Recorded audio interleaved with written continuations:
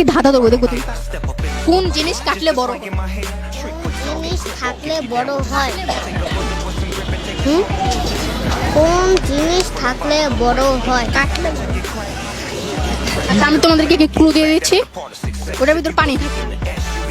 পানি। বলছি যে আমাদের বলো, কি কাটলে বড়? আপনি বলতে চাই